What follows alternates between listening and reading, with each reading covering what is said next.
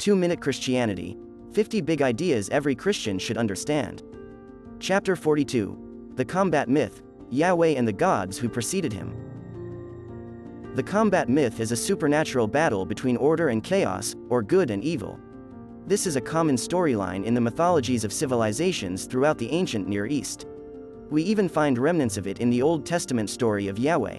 We'll start with an Akkadian myth that developed about 1,000 years before the stories of Yahweh in the Old Testament.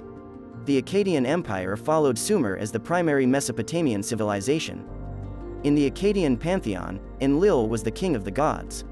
Kingship was invested in the god who held the Tablet of Destinies, which showed all that had happened and all that would happen. The griffin-like Anzu, assistant to Enlil, stole the tablet and flew away, and chaos threatened order. Kingship would go to the god who restored order, but none responded to the challenge. Finally, Ninurta, an unimportant god to that point, volunteered. After defeating Anzu and restoring order, Ninurta ascended to become the king of the gods.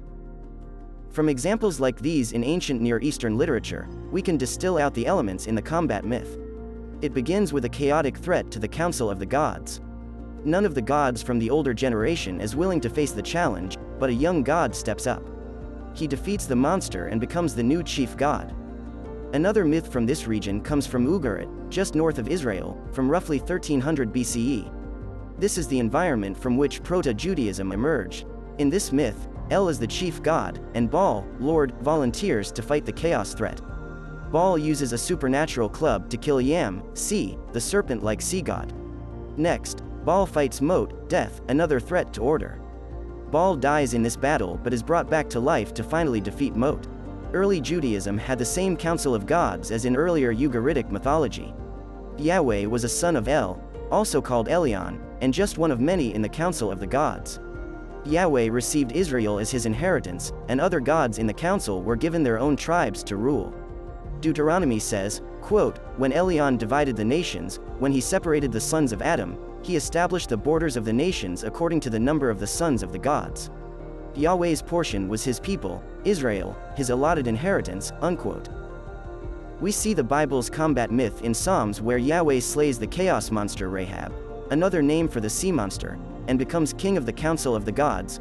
Quote, "The heavens praise your wonders, Yahweh, your faithfulness too, in the assembly of the holy ones. For who in the skies above can compare with Yahweh? Who is like Yahweh among the heavenly beings? In the council of the holy ones, God is greatly feared, he is more awesome than all who surround him," unquote. We find the combat myth first in Mesopotamian religions and then in the story of Yahweh.